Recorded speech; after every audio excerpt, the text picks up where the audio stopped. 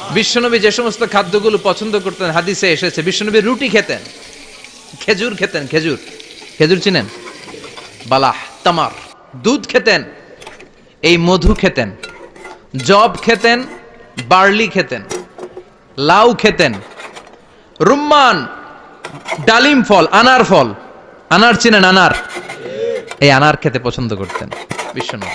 Mushroom খেতেন, mushroom, mushroom চিনেন, ব্যাঙ্গের ছাতার মতো, রেস্টুরেন্টে ইদানিং মাশরুমের স্যুপ পাওয়া যায়, এটা খাবেন। যাদের চোখের জ্যোতিতে সমস্যা, দৃষ্টিতে সমস্যা, খাবেন। হাদিসে এসেছে আল কামআতু মিনাল মান ওয়া মাউহা শিফাউন লিল আইন।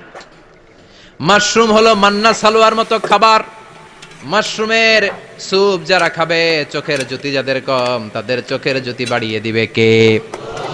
বুখারীর বর্ণনা, কানা রাসূলুল্লাহ ইউহিব্বুল হালাওয়া ওয়াল আসাল। বিশ্বনবী মিষ্টান্ন খেতে বড্ড পছন্দ করতেন, আবার বিশ্বনবী বেশি বেশি মধু খেতে পছন্দ করতেন। সুবহানাল্লাহ। কোরআনে দুইটা জিনিসের ক্ষেত্রে আল্লাহ শিফা যোগ করেছেন, যে দুইটা জিনিসের সাথে সম্পৃক্ত হলে শিফা। এক হচ্ছে কোরআন পড়লে শিফা, অনুনাজ্জিলু মিনাল কোরআনি মা হুয়া।